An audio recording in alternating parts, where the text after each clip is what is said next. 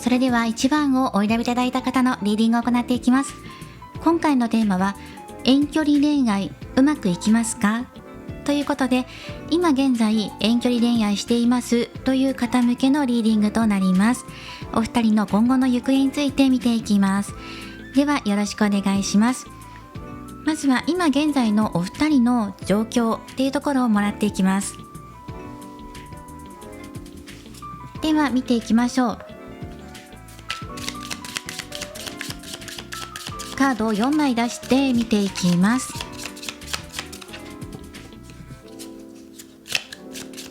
そして気になるところがあればルノルマンカードを出して見ていこうと思います。まずはどうかなというところで、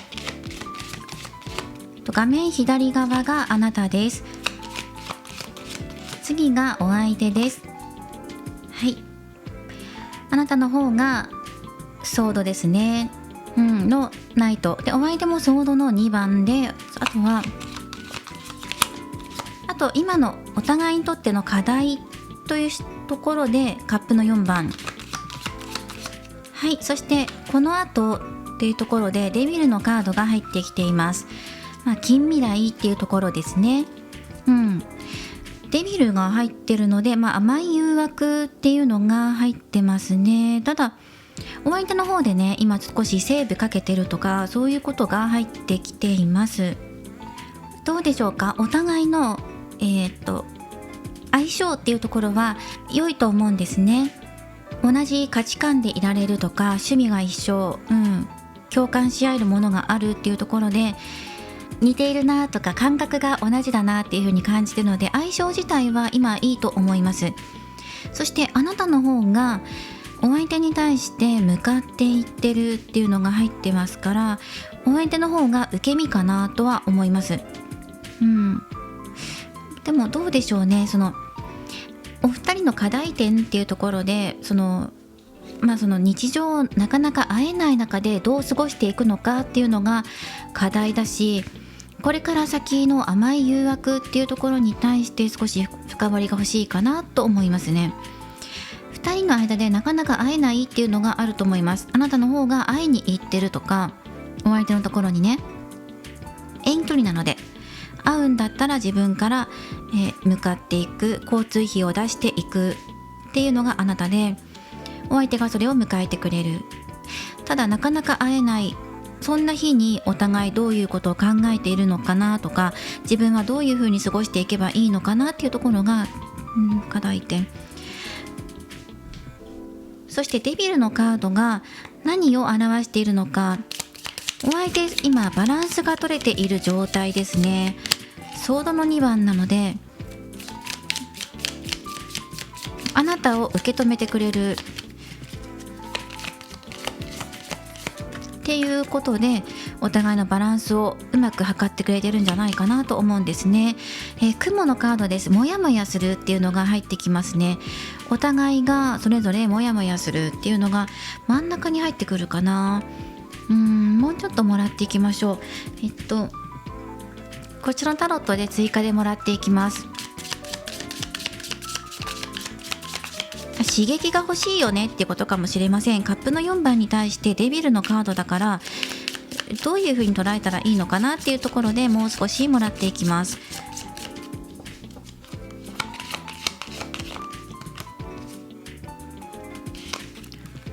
はい、もう1枚カップの2番。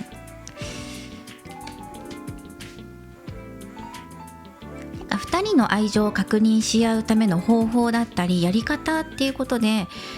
模索されるのかもしれません。ちょっと刺激入れてみようかなとかね、そういうことだと思います。なかなか会えなくてモヤモヤするから、大胆に思い切って会いに行こうとか、いつもと違う刺激を入れてみるとか。デビルは甘い誘惑でもあるんですけど、刺激として捉えていただいてもいいんじゃないかなと思うんですね。法則でカップの2番なんです。その方がお互いの距離がもっとぐっと近づくとか、絆を確かめ合えるとか、モヤモヤしているものを解消していくことができるっていう風に捉えるといいと思います。はい、なんかね、デビルが出るからね、何かあるのかなとかっていう風に不安に思ったりもしますよね。でもね、お相手がこれからどんな風に動いてくるのかなとか、これから2人の近未来の様子っていうのも出していくので、このあたりもね合わせて見ていきましょう。そうですね、では一回カードを寄せていきます。少しモヤモヤしたりとかもするっていうのが出てきているので、そのための刺激っていうところですね、マンネリ脱却っていうところでお互い動いていく、特にあなたの方かな、働きかけていこうかなっていうふうに考えていることがあるんじゃないかなというふうに思います。ではちょっと待ってくださいね。このままだとカードが入らない。少し寄せていきますね。このあたりでここで使っていきます。ではコージーウィッチタロットさんから今度はホースシューというスプレッド展開を使ってお二人の恋の近未来の行方もらっていきます。そして最後にアドバイスもらっていこうと思います。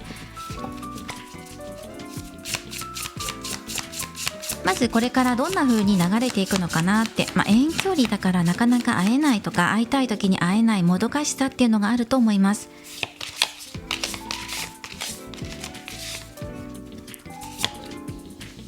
ごめんなさい、タロットカード正位置採用です。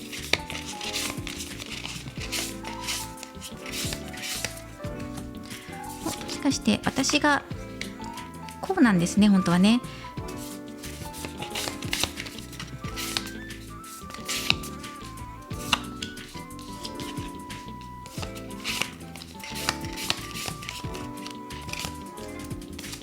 こうですね。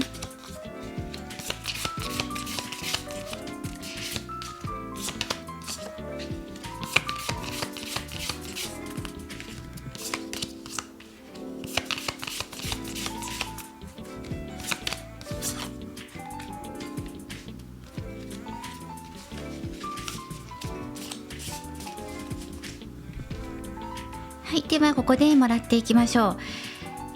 少し狭くなってしまってるんですが、そうですね、やっぱりなかなか会えなくて、それは仕事とかだったのかなっていうのもあります。制限がかかっていた。でも最近会える約束があるとか、そうですね、刺激っていうことですよね。なかなか会えなくて退屈していたとか、そういう日々から今ちょっときっかけが出てきていますね。心の灯火です。はい、情熱っていうところが入ってくるので、近々会えるとか、最近会ったデートできたよとかね、そういう方が多いんじゃないかなと思います。もしくは会えていなかったとしても約束できたとか、連絡来たとか、あとは自分たちにとって嬉しいことで、そしてなかなか会えなくてって頭抱えていたところからやっと抜け出す何かきっかけがあった、つかめたんだっていうことと、あとはお互いの絆を確認し合えるような嬉しいことがあったっていうのも入ってきます。そしてこれから先、運命の輪が入っています。グッドラックチャーム、はい、いいでしょう。幸運に守られていますっていうことで、これからチャンスがやってきます。だからこれらを見ると、デートできる約束とか会えるチャンスっていうのが訪れるんじゃないかなと思います。やっと会えるとか、制限抜けて開放的になれるとか、そんな風に捉えるといいのかなっていう風に感じますね。なかなか会えなくて退屈していたところに刺激が入ってくるとか、そういう風にも感じます。で、お相手も大切にしてくれるっていうのも入ってくるし、あなたとの一緒にいる時間ね、明日しか会えないとか、1日しか会えないとか、そういうこともあるかもしれないんですが、その1日は目いっぱいあなたと一緒に過ごすんだとかね、そういうのが入ってきます。すごく穏やかで優しい関係性っていうのが入ってきます。いいですね。ぜひアドバイスとしてお受け取りいただきたいのは、ここですね、気持ちを伝えてくださいっていうところですね。すごくいい時間を過ごせます。お相手と会えるし、関係性がまだ定まっていない方っていうのははっきりするだろうし、とてもお互いが、あなたが動く、お相手も動くし、お相手が受け取る側なのかな。やはりあなたがお誘いしてお相手が受け取ってくれる側の関係性な気がします。そしてお互いが物事が始まっていくっていうような感覚があるので、もうすでに交際されている方は実際に会えるとかデートできるとか、そう遠距離だけど嬉しいことがお互いちゃんとあるよっていうのが出てきています。でまだ片思いとかまだ交際していない、まだよくわからないっていう方に対してもはっきりとしたものっていうのがお相手の方が受け取ってくれるので、あなたが気持ちを伝えていけばお相手がしっかりと受け取ってくれて、そこから形にしていくところ、今まさに2人で穏やかな関係性を作り上げて時間を過ごす、そのことによって何かの形になるっていうのが言われています。で交際されている方だとしたら遠距離から違う形になる、例えば一緒に住むとか近くに行くとか、近くに住むね、引っ越して住むとか、何か移動してもっと距離が近づく、具体的に、お住まいが変わるとか、そういうことだと思います。片思いの方だったら思いが結ばれるとか、そういうことも入っています。始まりのカードが3枚入ってるんですね。なので何かしらの形として何かが始まる。で一つここでポイントなのは、決めること、決定することや勇気を持つことっていうのがアドバイスです。気持ちを伝えるね、好きだよとかありがとうとか、そういう気持ちを伝えることがすごく大切。それもそうなんだけど、じゃあその後の何をするとかどうするとかっていうことも大切だし、その伝える前の勇気を持つことも大切だよっていうことも教えてきてくれています。はい、流れに乗っていきましょう。そしてやっぱり穏やかにね過ごしていくのがすごく大切よっていう風に入っていますね。家族のカードで描かれているんですが、ワンドの4番です。あなたが安心して過ごせる関係性や場所なので、お互いにとって安心できるような居場所がやっと作れるとかね、始まっていくっていうのが入ってきています。はい、なのでね、やっと現実化していくんだとか、あと夢に近づく、例えば同性の話が持ち上がっている方だとしたら、本格的に同性に向かって物事が流れていくと思います。そして先ほど出したこちらのカードと照らし合わせながら見ていきましょう。やはりあなたの方から働きかけっていうのをしていくんじゃないかと思うんですね。今の日常からもっと何かプラスになることっていうのをお互い探すと思うんです。交際している方だったらお互いで話し合ってね、いい形を作り上げていくでしょうし、片思いの方だとしたらあなたから働きかけてお相手がそれを受け取って形にしていく、実際に交際がスタートするとかね、そういうことが言われています。刺激を求めていくと思うんですね。プラスなことです。今の関係性だと平行線だから、何か足していかないと距離が上にねワンステップ登っていけないよなっていう風に感じてるんですね、あなたが。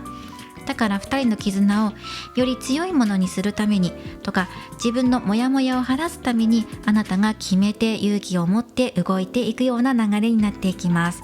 ただお互いの通い合わせてる気持ちっていうのを確認できる嬉しいこと、嬉しい始まりっていうのがこれからたくさん出てくるので、それらをしっかりと味わってください。そんなアドバイスも出てきています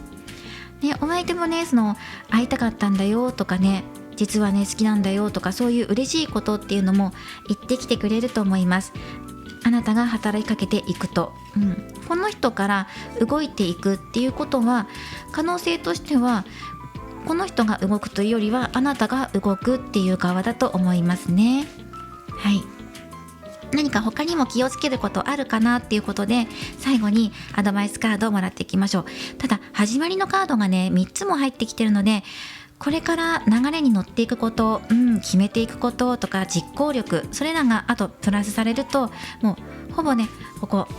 幸運に恵まれる、より幸運に恵まれる、乗っていけるでしょうっていう流れになっています。すごくいいですね。あなたの方からお気持ちを伝えてください。ではメッセージもらっていきます。遠距離にあたってお相手が今心配していることとか、お相手が伝えたいことってどんなことがあるのかなっていうことで、オラクルカードを1枚もらっていきます。お相手からのメッセージとして今、届けていきましょう。どんなことしたいとか、これを伝えたいとか、何かお相手のお気持ちですね。はい、何かなっていうところでもらっていきます。このカードから伝わってくるのは、お相手が伝えたいことってあなたのことなんですよね。これは見ている方の性別問わずにあなたとして捉えていきます。そうですね、女性っていうワードが入ってるんですけど、見てる方がね男性でも今回ねこれはあなた自身としてもらっていきますね。あなたのことを心配している、会いたいなっていうこともそうですけど、不安に思ってることとか溜め込んでることがあるんじゃないかっていうふうに心配してます。声かけたい、最近どうしてるとか、あと安心してとか不安に思わないでとか、そういうことが伝わってきます。こう海の中に沈んでいて、あなたが光の方へ向けて手を伸ばしているんですね。その手を掴み取りたいとか、あなたが深く潜ってしまっていてそこから助けてあげたいとか、そうですね、なんかこう不安とかそういうことを感じます。あなたが不安に思ってるんじゃないかっていうことをお相手が気にしていたりとか気遣っているっていうのが入ってくるんですね。もう少しもらっていきましょう。お相手が伝えたいことをヌルマンからもらっていきましょう。確かに雲のカードも入ってるので、あなたの中でモヤモヤすることとかがあるのかもしれません。カップの4番もあるから、なんかこう今の日常からもう少し何か工夫しなきゃいけないなとか自分の中で考えていたりとか、そうですね、物事を動かしていくのに勇気が必要だなっていうふうに思ったんですけど、その勇気もともと持ってますね、あなたもお相手も。だから大丈夫だと思う、そんな気がしました。もう必要なものは揃ってるかもしれません。あとお相手が伝えたいメッセージ、どんなことがあるのかな。棺のカードです。何かに、区切りをつけるとか、あと何か終わらせる、それは2人のゴールのために、実りのために区切りをつける、一段落つけるとか、そういうことを表しています。その方がお互いにとっていい。愛のカード、愛情です。何か不安に思ってることがあるんだったら、それはもう区切りをつけて解消させようって。そして何を伝えたいのかって言ったら、真実の愛を表すハートのカードです。お相手からの気持ち、信じられないなっていうふうに思っていたりとか、なかなか離れているから一緒に過ごす時間短くて不安だって思っている方は、それらから抜け出してくださいっていうふうにお相手が伝えたい。すごく真剣にあなたのことを愛しているよっていうことを伝えてくれていますね。なかなか会えなくてね、どうしようかなって思う日もありますよね。出てくるし、もしかして会えない時にね、お相手って他に誰かと遊んだりしてるのかなって、疑心暗鬼になってしまうんだっていう風に感じる時もあるって。だけどこれからはその不安っていうところ、あなたが感じてる不安はお相手も感じ取っています。じゃあその不安に対してこのお相手ってどういう動きを見せてくれるのかな。気遣ってるよっていうのは出てくるんですけど、そしてね、真実の愛っていうのも出してはいるんですが、何かお相手からじゃあ動きがあるんですかっていうところで1枚カードをもらっていきます。どんな風に動いてくれるのか。はい、お相手の方でペンタクルの4番です。いかにあなたが大切かっていうことを伝えてくれるでしょう。でもこの人はね、自分から積極的にアクティブに動くタイプではないです。どちらかというと自分のお家であなたを迎え入れる体制を整える側ですね。で声かけてこっちの家へおいでよとか、僕の家へおいでよとかっていう風にお誘いはする。自分からあなたのところへ向かうというよりは、あなたに来てもらう体制を整える方だと思います。そしてあなたと同じ時間を共有したいとか、お相手が大切に思ってるんだっていうことを見せてくれると思うんですね。お裾分けするよっていう風に言われてる。そして穏やかな時間を過ごす、これはもう出てきてるので、2人で一緒に過ごしてる時にとてもあなたのことが大切なんだよってことをチラ見せしてくれると思うんですね。全開で見せてくれるとすごく嬉しいんですけど、恥ずかしがり屋さんなのかな。自分の気持ちを抑え気味とか、あとは、受け身の方なのかな。なので控えめに愛情を見せてくれるような、そんな風に働きかけがあると思います。ただすごくね、あなたと一緒にいる時間が大切だし、こうやって過ごす楽しさとかそういうことを十分に伝えてくれる方だと思います。こういう嬉しいことがあるでしょう。はい、なので遠距離でね、不安に思ってることとかを解消させてくれるような、そんなお相手の動きがあるし、始まりもこれから出てきます。ではお選びいただいたオラクルカードからあなたへのアドバイスカードとしてもらっていきます。そしてあともう1枚、ごめんなさい、こちらの、タロットカードから1枚カードもらってきます。こちらは大アルカナのみのタロットカードなんですが、アドバイスカードね、メッセージとしてもらっていきましょう。お相手が気にかけていることやあなたに対して見せてくれる行動、言葉っていうのを出したので、これはあなたへの肯定メッセージとしてもらっていきます。お選びいただいたカードと一緒にもらっていきましょう。まずこちらのカードは運動することです。日常生活に運動を取り入れてください。運動というのは運を動かすと書いて運動と言います。あなたの運を好転させるために自分の体に良いことをしていきましょう。体に刺激を与える、血流を良くする運動を始めてみたり、サイクリングでもいいですよ。ウォーキングでもいいし、日常生活でできる小さなこと、些細な運動で構いません。なんか激しいスポーツをするとかではなくて、自分で今軽やかに風を感じて過ごせるような運動、ストレッチ、マッサージでもいいし、ヨガとかサイクリングでもいいので、ちょっとそこまで歩いてみるでもいいです。体を動かして運を動かしましょう。穏やかな春の風を感じてくださいっていうメッセージと、あとはデスのカードですね。これはこの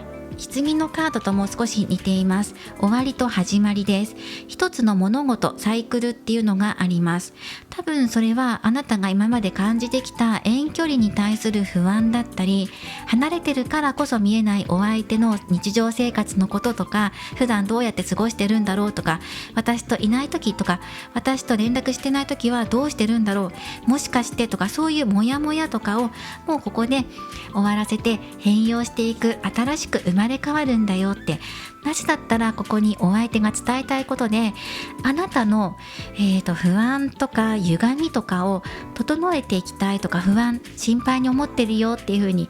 ここで伝えてきてくれてるので、それらから今抜け出して新しい芽を出す時ですよっていうメッセージとして捉えてください。はい、このように出てきました。自分で運を動かしていく。そうですね、ソードのナイトも入っていたので、目的に向かってあなたが動いていくといいでしょう。すごく嬉しいカードも出てきましたね。こちらも参考にしてください。今回は遠距離恋愛うまくいきますかということで、2人の近未来の様子見ていきました。これからもリーディング動画を投稿していきますので、高評価やコメント、そしてチャンネル登録をよろしくお願いします。ではまた次回の動画でお会いしましょう。最後までご覧いただきありがとうございました。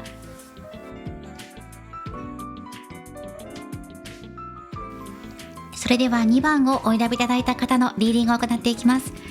今回のテーマは遠距離恋愛うまくいきますかということで、今離れて恋愛関係を結ばれている方の恋の近未来の行方について見ていきます。また交際されている方も片思いの方でも両方見ることができます。まずはお互いの今のバランス状況っていうところを、タロットカードからもらっていきます。そして離れてること、遠距離恋愛についてお互いどう思ってる、どう感じてるのかなとか、そういうところも見ていきます。ではまず最初に、今のあなたはどうでしょうか。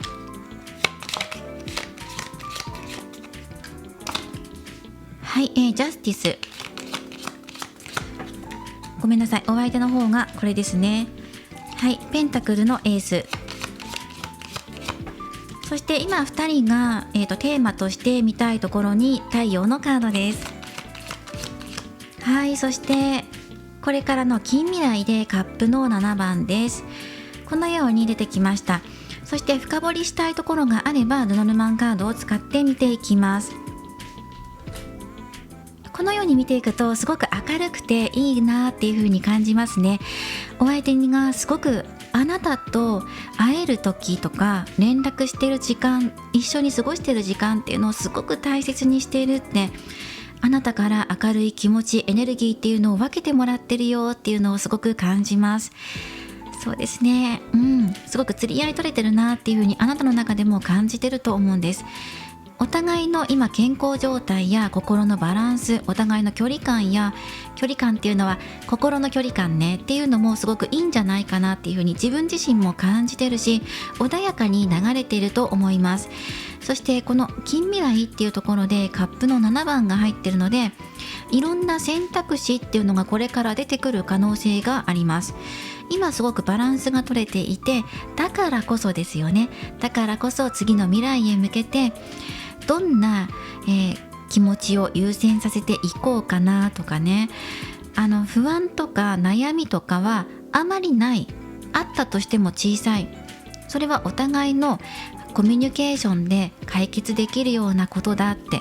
あとはこれから先の未来に向けて具体的に何を形にしていけばいいのかなっていうふうに流れていくのかなというふうに見ますね。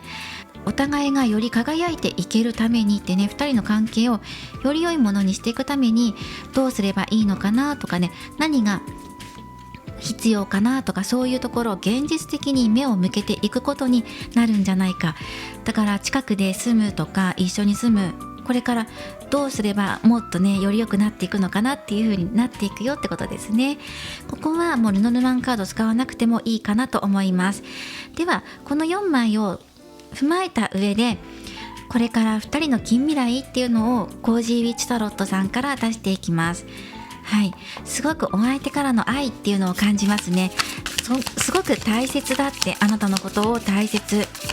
そしていろんな癒し、元気、明るさ、そういうのも全て受け取ってるよって、あなたからの愛もちゃんと受け取ってるっていうのを感じます。失礼しました。戻します。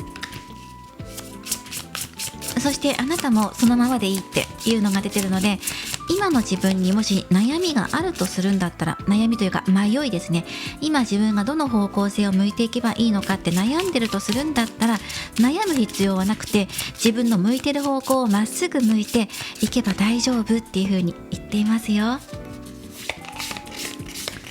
ではフォースシューというスプレッドを使って見ていきます。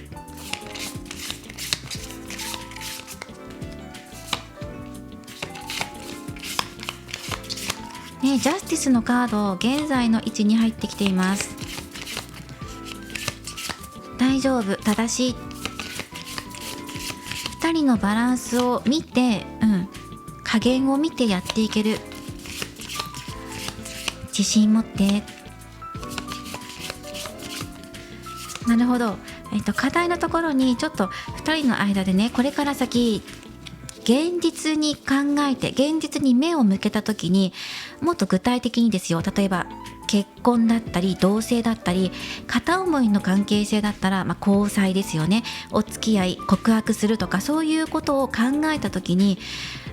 現実的にはまだちょっと厳しいかなって、課題点があるぞっていうのが見えてきていますね。感じてるところがお互いあるんじゃないかっていうのが出てきています。もう少し一枚一枚見ていきましょう。ワンドの2番ジャスティス、はい、これまでのことを振り返っていきましょう。中には時にはね、お仕事で忙しくてなかなか時間の都合がつかない、会えなかったとか、そんな時間もありました。遠距離だったからね、会いたい時に会えないとか、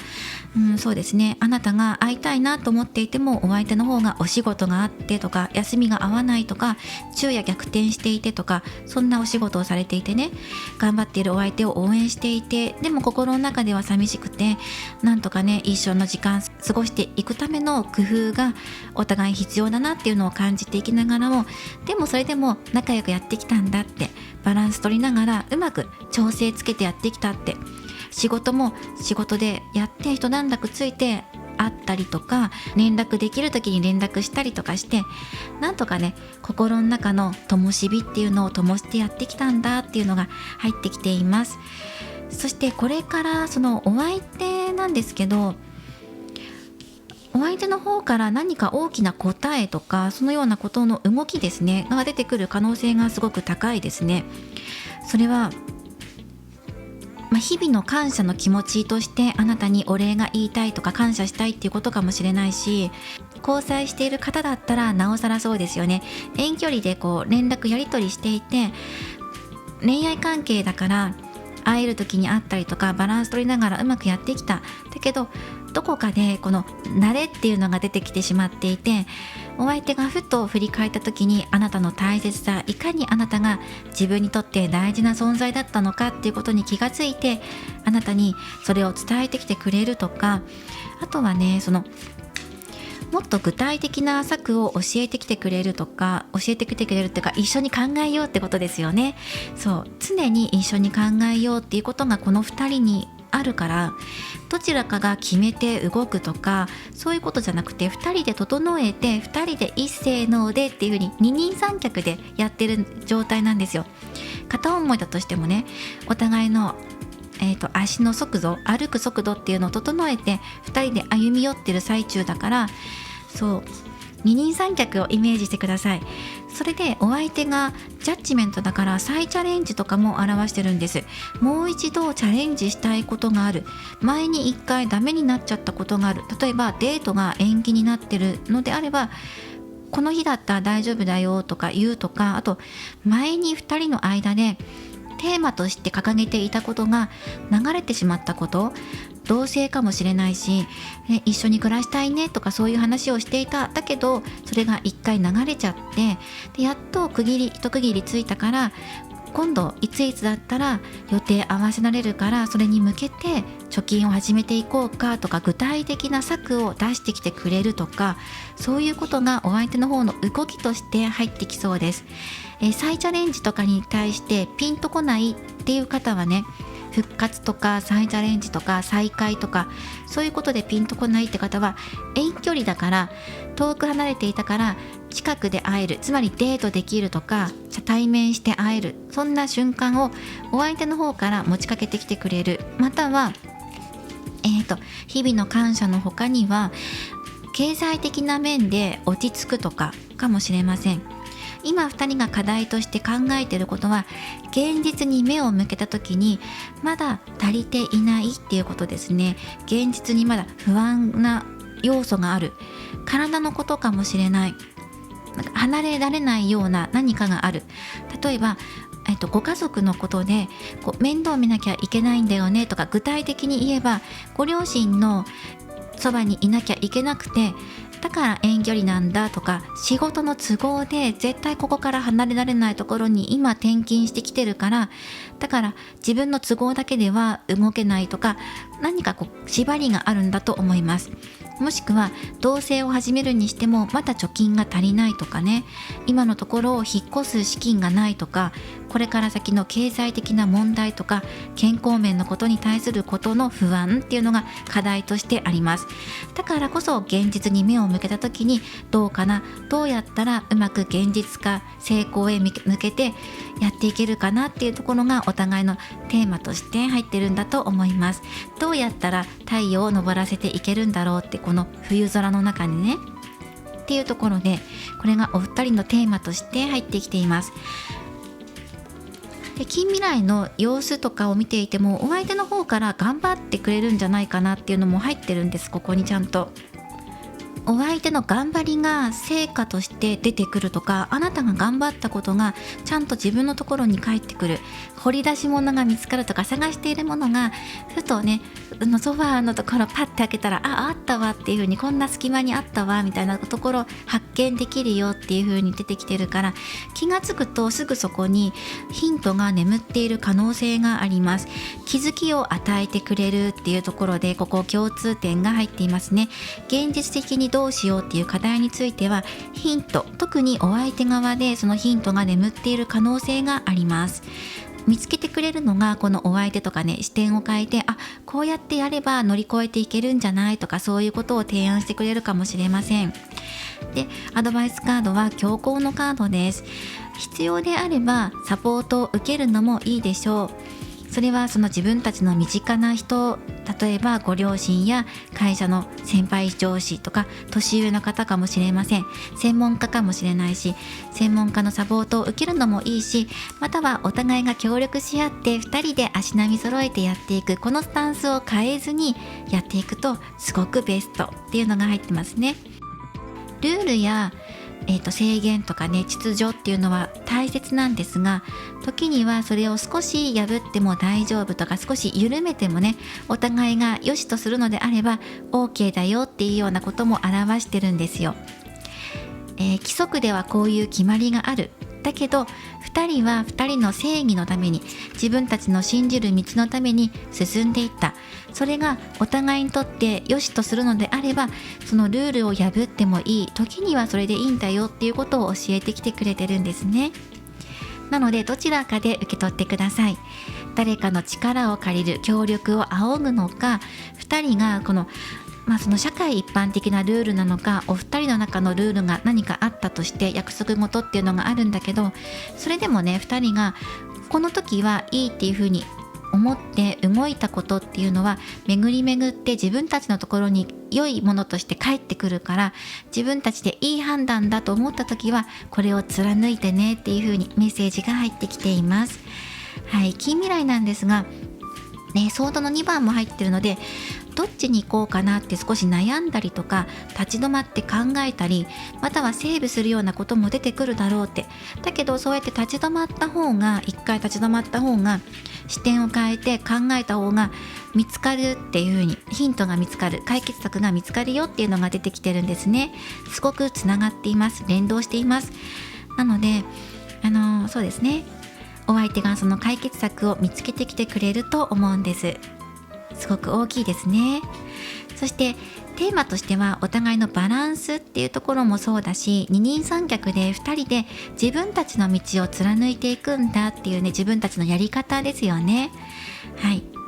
ていうところをテーマにして揃えていかれるといいのではないかと出てきています。ではお相手があなたに伝えたいこととしてカードをもらっていきましょう。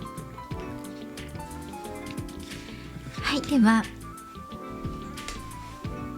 まずはこちらのトゥルーラブオラクルから、お相手があなたに伝えたいメッセージを1枚もらっていきます。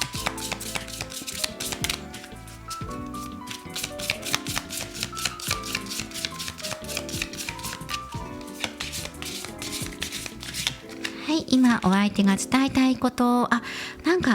なたがお相手に愛を届けてくれる、愛や光や癒しを届けてくれる。お相手はこういう窮屈な中にいる。で、そして寂しいとか苦しいとか、心の穴を埋めてくれる温かい存在があなたなんだよってことを伝えてきてくれています。ごめんなさい、お香をつけ忘れていました。お待たせしました。そうですね、問題事とか困ったこと、解決策が見つかってそこから抜け出すっていうのがお相手が伝えてきてくれてるんですね。解決しますって、困っていることは2人の愛で乗り越えていく解決策が見つかるとか、いかにあなたが大切な存在なのかってことを伝えてきてくれる他にも、2人がね、課題として感じていたこと、離れていることかもしれませんね。もっと近づきたいなとかね、会いたい時に自由に会いたいな、それが実現化するのかもしれません。そのことについて具体的な解決策を見つけるよっていうメッセージが伝わってきます。そしてあとはね、ノルマンも使ってもらっていきましょう。じゃあ多分この人から動いてくると思います。問題がお二人の中で共通認識している問題に対しての具体的な解決策、こうしようああしようということをこの人が動いてくるか決めるか見つけるかってことで分かるように出してくると思います。もう少しルノルマンでもらっていきます。クローバーのカードです。もっと一緒にいられるんじゃないんでしょうか。一緒に生活を共にするとか、毎日を大切にしたいっていうことなので、連絡頻度が増えるとか、もっとグレードアップしていけば同棲とかね、近くで住むとか、そういうことにつながっていく可能性もあります。そうですね、お互いにとって本当に二人三脚だなっていう風に感じますね。日々の小さなことでもお相手からの感謝、ありがとうっていうことが伝わるようなこと、出来事があるだろうし、問題に対しては乗り越えるための何か具体的な話し合いっていうのもあるだろうし、穏やかに過ごしていきたい、一緒にいたいっていうのがすごく伝わってきます。だから話したいとか会いたいとかそうじゃなくて、一緒に同じ日常を過ごしたい。たとえそれが今すぐ叶わなかったとしても、離れている中でも気持ちとか連絡頻度を増やすことによって、おやすみとかおはようとかそういうことを繰り返して、いつもすぐそこにあなたがいるっていうことを実感したいんだってことがすごく伝わってきます。ですぐそこにあなたがいるってことをいつも実感したい、寂しがり屋なのかもしれないですね。この人がすごくあなたに支えてもらってるっていうのが入ってくるんですね。じゃあそうですね、これからの問題においてもこの人動いてくるっていうふうに言われてるので、そうですね、お相手からのメッセージももらっていったので、では好転アドバイスとしてもらっていきましょう。あなたへのメッセージですね。こちらのお選びいただいたオラクルカードと、あとタロット出します。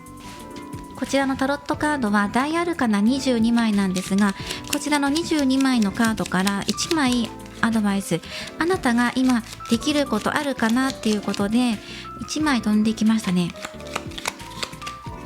これをもらっていきます。でこれも一応もらっていきましょう。ではまずこれを太陽のカードですね。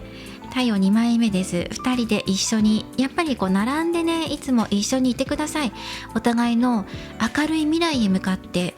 願うだけじゃなくて、実際に行動に移す、実行すると思います。たとえそれが同棲とか生活を共にするとかではないかもしれないけど、もっとお互いを感じられるような方法を取るとか、何かしらの形で一緒にいるんだよねってことが実感できるようなことっていうのが、うまくいくようなやり方、方法っていうのをこの人が示してくる。だから手をつないでいつも一緒にいようっていうことなのかなと思いました。明るいですね。そしてもう一つね、飛んできたのももらっていきましょう。節制のカードですね。これもバランスとか距離感っていうのも表しています。これは今遠距離をテーマにして見てるので、節制だから今2人にとってベストな距離が見つかるって、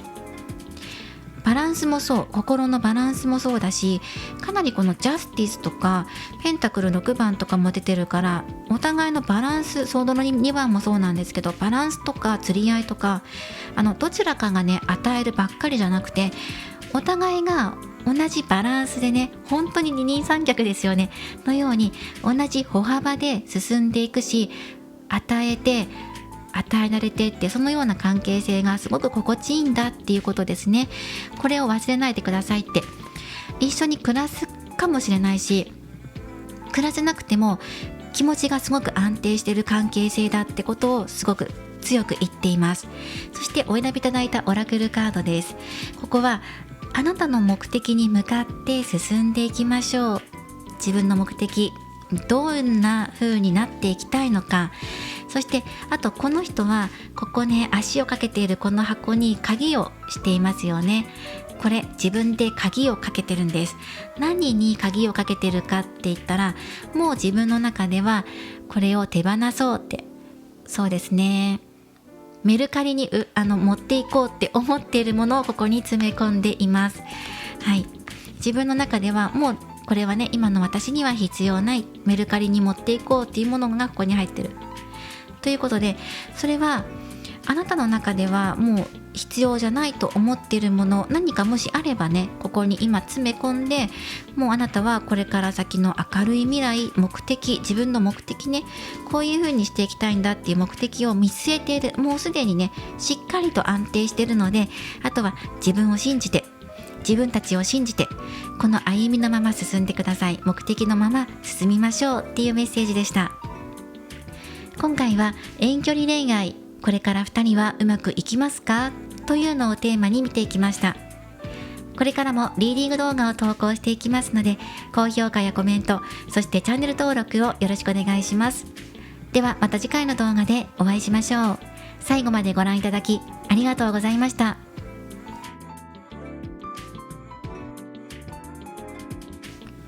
それでは3番をお選びいただいた方のリーディングを行っていきます。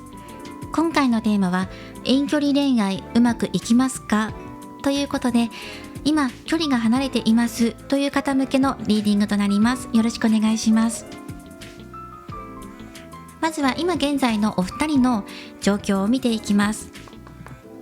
これは交際している方、片思いの方、どちらでも構いません。失礼しました。戻していきます。今二人のバランスっていうところを見ていきましょう。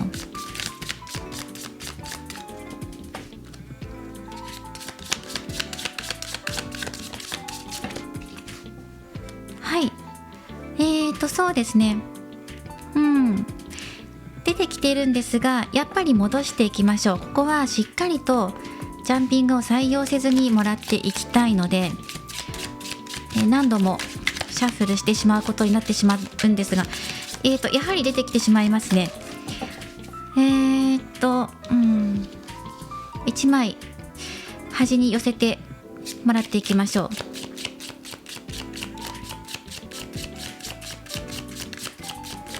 ではここで出していきます。まずはあなたの状況を見ていきます。ワンドの9番ですね。次はお相手です。はい、お相手はペンタクルクイーンですね。そして2人が今テーマとしていることがペンタクル3番です。はい、そしてこの後のこれからっていうところでカップのページですね。いいですね。デートできると思うし、あとそうですね、今あなたの方がちょっと疲れてるとか、これから先のことに対して考えてることっていうのはあるんですが、ちょっと急いでるのかなっていう感じもするんですね。焦ってるわけではないんですけど、急いで会いに行かなきゃとか、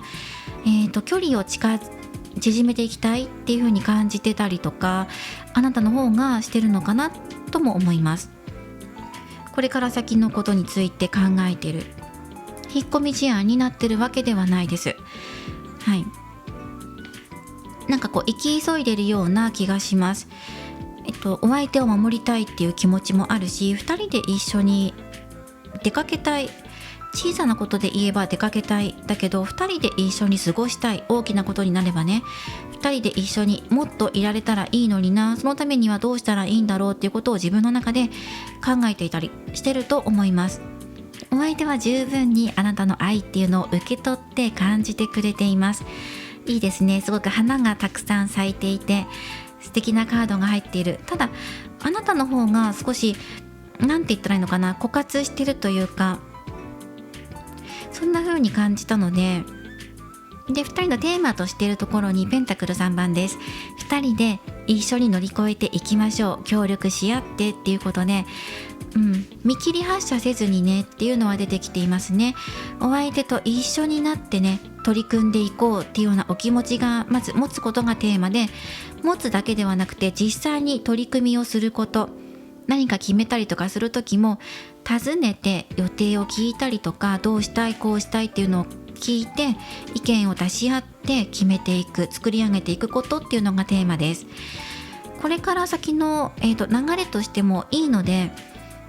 ドキドキするようなことが待っているような展開ですね。ここにルノルマンカードをもらっていきます。どうしたらもっと仲良くなっていけるかなとかね、そういうことをあなたも感じているのかもしれないし、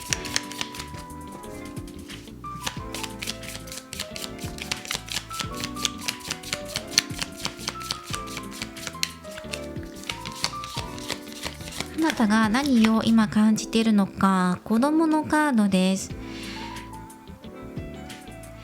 それはお相手との結婚生活、これから将来のこと、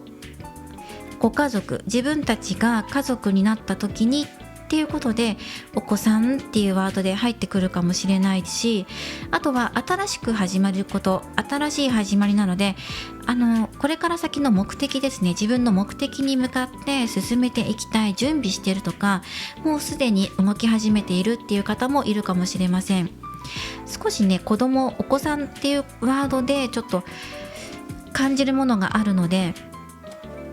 新しい始まりだけではなくてお子さんっていうところでちょっと感じるものがありますね。一緒に子育てしたいとか、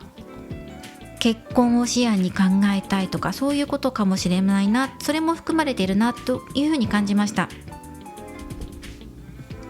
では今のお互いの状態って見ましたので、これから先の近未来ってところを見ていきます。お相手でもすごくいい状態だから、交際されている方だとしたら、そのお相手が今あなたの愛を十分に受け取って育んでくれている時だから、穏やかな時間を2人で過ごしているんじゃないかな。あんまり煮詰めすぎないでくださいね。あなたの方で自分が頑張んなきゃっていう風にね、思わないでくださいね。柔らかくできるだけいてください。ではね、これからどうなっていくのかなっていうのを見ていきましょう。コージーウィッチタロットさんからフォース集というスプレッド展開を使って見ていきます。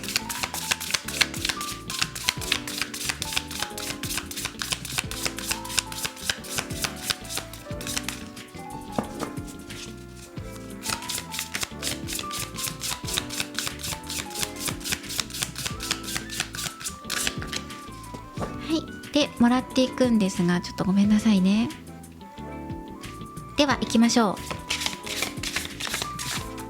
う。これからのお二人について、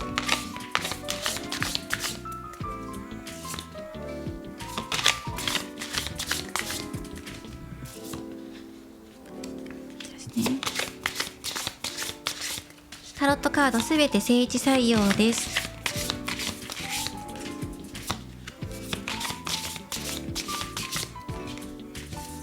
何かこうお相手との間にズレを感じますね。ズレというか、修正したい、修正というか整えたい、そんな感じで入ってくるでしょうか。お相手の方がうまく調整取ってくれるとか、バランス取ってくれるとか、支えてくれるっていう風に、感じますね。今2人に必要なのは程よい距離感だっていうのが入ってきます。バランスっていうのもそうなんですけど、程よい距離感、気持ちの取り方とか感覚のすり合わせとか、そういうことかなと思いますね。やはりあなたの方で少し今深く考えていることがあるとか、自分に足りないものは何だろうとか、そういうことが入ってきますね。これじゃ満足いかないんだよねとかね、それは自分自身のことかもしれないし、周りに対して言いたいことかもしれないですね。もっとこうだったらいいのになとか、このカードもより好みしないでねっていう風に言われてるんですよ。好き嫌いしないのいいみたいな、ずっと立ち止まってじっと見て選んでいてもどのコーヒーも一緒よみたいなね、そんなことを言ってるんですね。より好みしないでって、厳選してるっていうのが入ってくるんですね。これまでの流れを見ていると、そうですね、あなたの方が例えば深く考えていたりとか、お相手からしてみたらそこまで深く考えなくていいよとか、気にしすぎだよとか言われたことあるんじゃないかなとも思うんですね。ちょっと失敗したら、もう私ってもうダメとか、明日からどうやってやっていけばいいんだろうとか、どんな顔してお相手と会えばいいんだろうとか、失敗しちゃったとか、あとは時にはね、ちょっとつっけんどんになってお相手に接してしまったりとか、そういうことになっちゃうと、もう自分ってダメだって自分自身責めちゃったりとかして、これでもないあれでもないとか、現状に満足いかないし、自分にも素直になれないし、オープンマインドでいられなくて、結局自分の中で自分を責めちゃったりとか、そういうことがちょっと見えているかなと思います。ですね。だから今距離感っていうところに対してのもう一度見直しが必要かなっていうのは入ってきます。でちゃんとね立て直しすることができるし、そのお相手の存在ってかなり大きいですよね、あなたにとって。このお相手があなたに相乗効果をもたらしてくれるとか、このカードも感じるものありませんか？この花がすごくたくさん周りにあって、あなたに色をつけてくれるとか、あなたの魅力を褒めてくれたりとかするんですけど、あなたの方が自分自身を受け入れられないとか、こんな自分じゃダメなんじゃないかとか、そういうことを考えすぎてしまってるような感じもします。もっとうまくやらなきゃとか、もっとうまくやらなきゃとか、もっとこうじゃなくっちゃとか、そういうことを自分に負荷をかけすぎなのかなって思うんですね。でも見方を変えてください。このお相手があなたに幸運をもたらしてくれる存在です。輝く存在としてこのお相手を見た時に見方が変わるかも。この人がいいって言うんだからいいんだっていう風に感じてください。もしくはこの人はタイミングを見るのが上手とか、そうですね、距離の取り方もうまいし、この人の真似をするというか、距離の取り方については特にそうかも。この人のようにゆったり構えていられたらいいのになってどこか思ったりもしたことありませんか？もしくは時にはそれがねイライラしたりするんですよ。マイペースに見えるから、私がこんなに一生懸命頑張ってるのにどうしてこの人はこんなにマイペースなのって思う時もあるかもしれないんだけど、だからこそ見方を変えてこの人のペースに自分が身を任せていけば、うまく好転するんじゃないかっていうふうにカードが教えてきてくれています。自分がこうしなきゃとか、自分がこうあるべきとか、そういうところじゃなくて相手の流れに任せるみたいな、失敗したから自分が悪いとかじゃなくて、失敗したけど相手がいやそれでも全然大丈夫、次の日も普通に接してくれるんだったら大丈夫っていう風にね、自分を責めずに、こんな自分でもお相手は普通にしてくれてるんだから大丈夫だっていう風に思ったりとかすることがすごくいいんじゃないかな。見方を変えるとか、この人の流れに身を任せるとか、簡単に言ってしまえばこの人の真似をするとすごく好転するんじゃないかっていうことで、あんまり自分自身を責めすぎないでねっていう風に入ってくるんですね。そしたらお相手も悲しいよって、せっかくお相手が好意を伝えてくれたりとか褒めてくれたりしたことに対して、あなたが自分に対して自信持てないから否定してしまったりしてしまうと、この人の気持ちモチベーションっていうのも下がっちゃうから、そうですね、自分自身大切にしてっていう風に入ってきますね。困ったことがあったらこの人の真似をするといいと思う。生活そのまま模写するといいと思います。すごく簡単に言うと、この人がどんな生活をしているのか、いつも一人で何か趣味を持っていて一人時間を大切にしている人なのかもしれないし、何か自分にとってルーティンのある人なんだと思うんです。そのルーティンを真似てみるとか、あなた自身が煮詰まっている時ほどこの人に話を聞いてもらって気分転換リフレッシュしたりとか、そういうことをしてガス抜きしていくといいと思う。もうちょっとねカード足して見ていきましょう。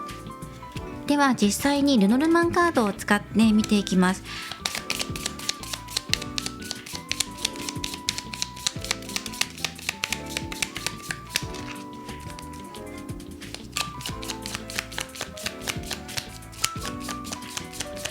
考えるより動いた方がいい。だけどね、それが間違った方向だったら嫌だなとか、お相手を失望させたら嫌だなってことですごく深く考えてますね。慎重になって考えている。どうしたらいいかな。ブックのカード、そしてスターのカードですね。お相手から学べることを見つけましょう。お相手のいいところを見つける。そのいいところが自分のいいところにつながる。例えばこの人が、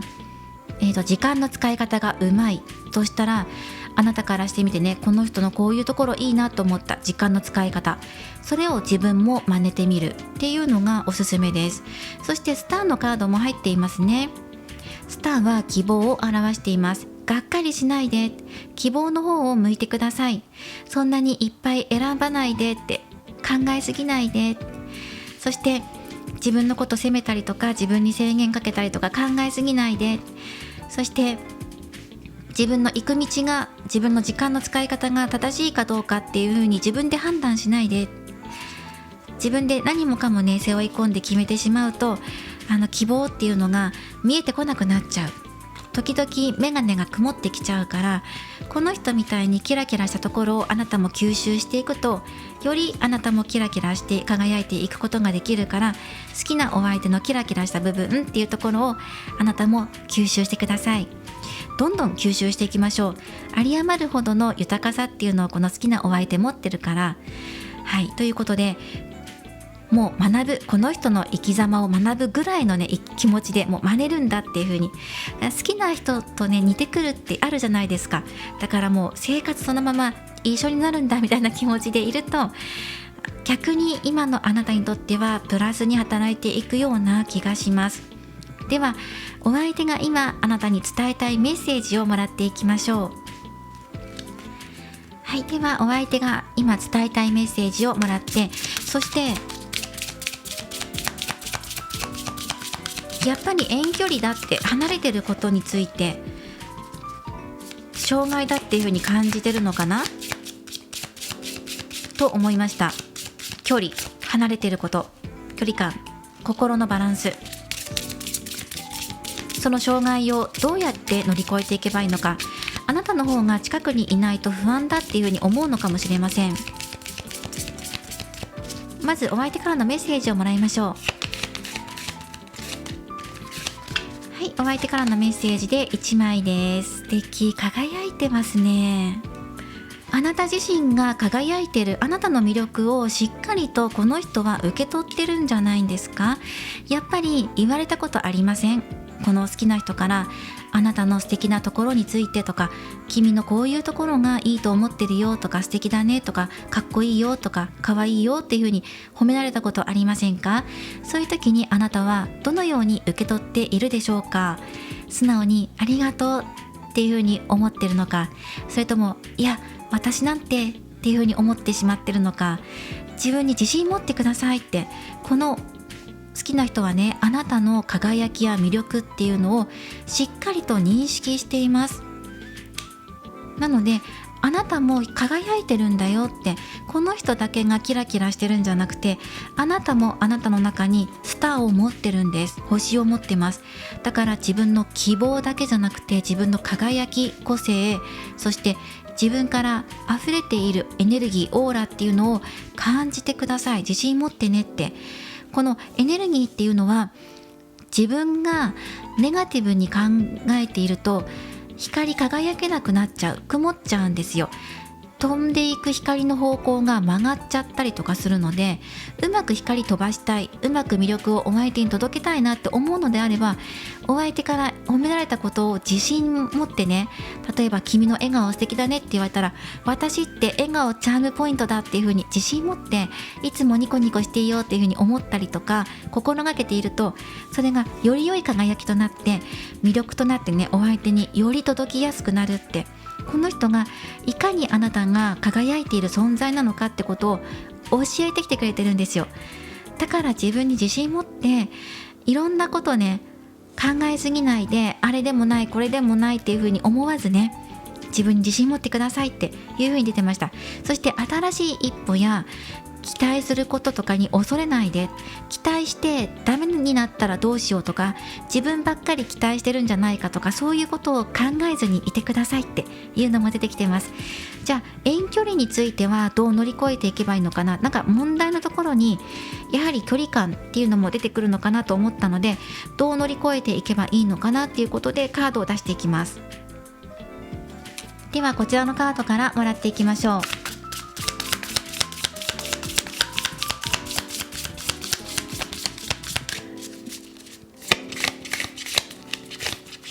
距離感っていうのは離れていること、遠距離なのか心の距離なのか何なのかっていうことで、ペンタクルクイーン、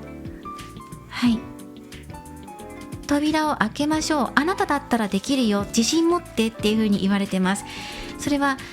お相手と近づくための方法かもしれないし、もっと近くに住む方法とかね、実際の遠距離を解消することかもしれないし、心の距離感かもしれない。でも今回はね、まず心の距離感なんじゃないかなと思いますね。自分に自信持ってって、自分で自分を責めすぎる必要はないよ、あなたはちゃんと輝けるからっていう風に入ってきていますよ。ではね、この距離感についてはまず物理的な距離ではなくて、心の距離とかバランスっていうことに対してのメッセージとしてまず受け取っていただけたらいいかなと思います。続いての好転アドバイスメッセージっていうことで、こちらの、タロットカード大アルカナ22枚のカードとお選びいただいたオラクルカードからそれぞれメッセージをもらっていきます。どうしたらもっとより良い流れになっていくかなって、今までもらったカードのメッセージ以外にももらっていきます。まずこちらのカードと、あとこれですね、これはもう、手放しのカードです。自由になりましょうとか、凝り固まっている思考を手放して軽やかになりましょう、軽くなりましょう、固く考えていたもの、重くのしかかっていたものを取り外して解放していきましょう。そういう意味の手放しです。不要なものを手放すっていうこともそうかもしれないけど、今回は重くなっていることから軽くなっていくっていうようなイメージでいくといいと思います。なんかね、こう重さっていうのを感じるんです。自分がどうにかしなきゃとか、何かね、こうお相手に何かを求めるというよりは、自分がとか自分のダメなところに目が行くとか、そんな気がしたので、そこじゃないところに目を向けるとか、重くない方を考える、ネガティブよりもポジティブを考えるとか、軽い方を考える、もうちょっと軽く考えていいよっていう風にね、出てきています。そしてこちらのカードは運命の輪ですね。ピースが揃う時です。お相手の方もね、運命の輪を出してくれてるので、まさにこの人なんじゃないかな。お相手、あなたを軽くしてくれる存在がこの人なんじゃないかな。すごく輝いて見える、あなたからしてみたら。そしてあなたの心の穴を埋めてくれたりとか、足りなかったピースを埋めてくれる存在でもあります。こうきっかけをくれるとかね、ほら見てって、ここにねパイを差し込むとちょうど丸くなるんだよっていう何かを教えてくれるような存在なんだと思います。この人のおかげで気づきをもらえることができる、あなたがより魅力的でいられるための気づきをくれる人なので、この人のことをよく聞いて、お話を聞いたりとかして2人で作り上げていくことですね。ここにもありましたコインの3番です。2人で話し合って形あるものに作り上げていきましょうということでした。今回は遠距離恋愛うまくいきますかということで、お相手からのメッセージやカードからのアドバイスをいただいていきました。これからもリーディング動画を投稿していきますので、高評価やコメント、そしてチャンネル登録をよろしくお願いします。ではまた次回の動画でお会いしましょう。最後までご覧いただきありがとうございました。